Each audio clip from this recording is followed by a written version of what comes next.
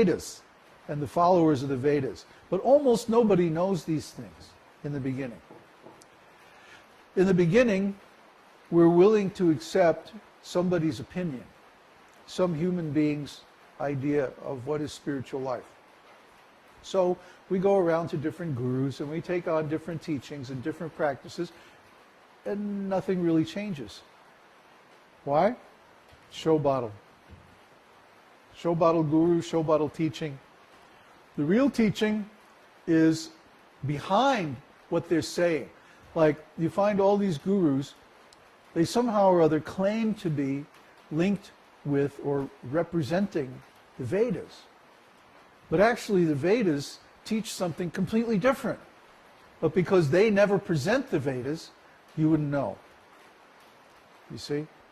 And the excuse they give is, oh, you're not ready yet. You're not advanced enough yet. Huh?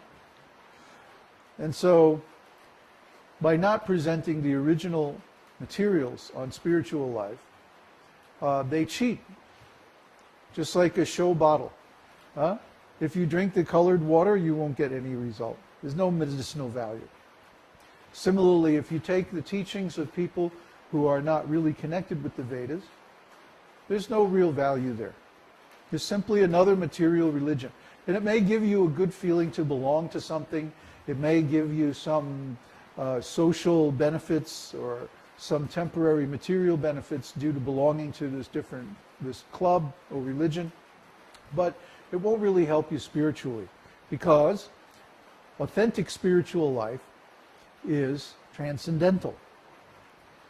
Transcendental means, in the beginning, that we're connected to God through the disciplic succession, through the passing down the teachings of the Vedas from the original source, which is God, through the chain of disciplic succession of spiritual masters and realized souls, down to the present day. So just like the lights here and the cameras and everything are plugged into the electrical circuit, the reason why they work is because the circuit goes back along the pole down to the substation and then to the transmission line all the way back to the powerhouse. If the powerhouse is disconnected, then you can have all the wires and everything, but nothing will work. Similarly, a spiritual teaching, if it's divorced or disconnected from the original source, it won't have any effect, it won't have any potency. But as soon as you connect and practice an authentic spiritual teaching that's actually grounded in the Vedas, then you immediately get the result. Immediately. You can immediately feel a change in consciousness. Why? Because it's plugged into the original source. It's empowered. When you connect with Krishna consciousness and you begin to feel this, then you know, oh, this is the genuine teaching. This is the real thing. So Brahma was saying, you're asking me for something, but I don't have it myself. How can I give it to you? Similarly, how can these show bottle gurus give you the absolute truth if they don't have it themselves? And of course, the trick is, how do you tell a bona fide guru, a real guru, from the show bottle guru? Well, you have to know.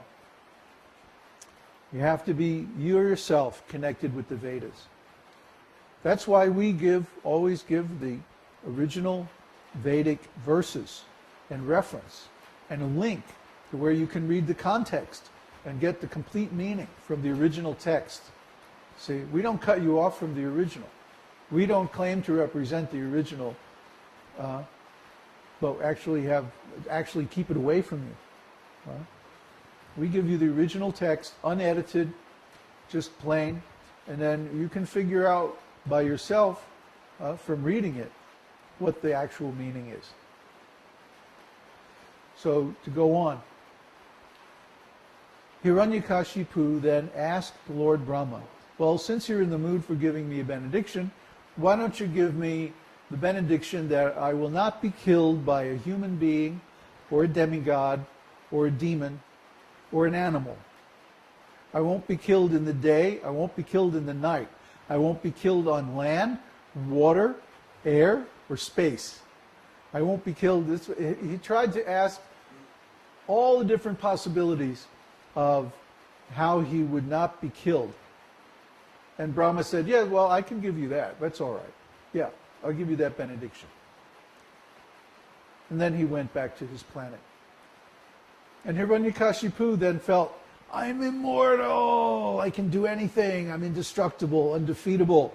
And he began to conquer the different planets and actually kicked the demigods out of their planets. He took over the throne and palace of Lord Indra, the king of the demigods. And then he began to accept all the tributes and offerings that are normally offered to the demigods. Hiranyakashipu started to accept them. And it's described that his management of the universe was very nice. That all the crops grew on time, the weather was very nice, the sun went around in its orbit out of fear of Hiranyakashipu. But only one problem. He wouldn't allow any Vedic sacrifices. See, he was a demon. He hated God. So, at one time there was a big war between the demigods and Hiranyakashipu. The demigods were trying to take back the heavenly planets, and actually for a time they kicked out Hiranyakashipu. They were able to kick him out for a little while and capture his wife. So at one time they were taking his wife away, and Narada said to the demigods, well, what are you going to do? And they said, oh, we're going to kill her because she has the son of Hiranyakashipu in her womb. And I mean, one of these demons is bad enough. What are we going to do with two? So Narada said, now wait a minute. First of all, it's against Dharma to kill a pregnant woman. This isn't warfare. This is just uncivilized, unregulated life. It's Kshatriya Dharma is you never kill an unresisting enemy or someone who is an innocent, like an ordinary citizen or civilian.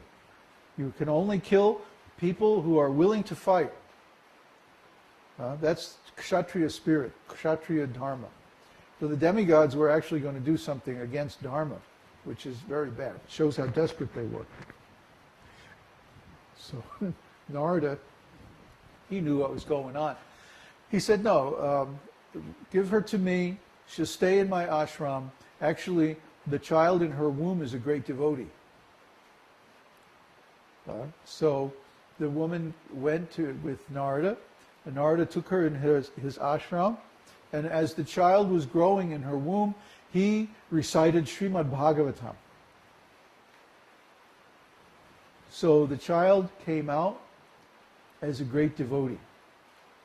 And then once the child had been born, then Narada returned the wife and child to Hiranyakashipu, who in the meantime had taken the heavenly planets back and was again ruling with an iron hand, iron fist.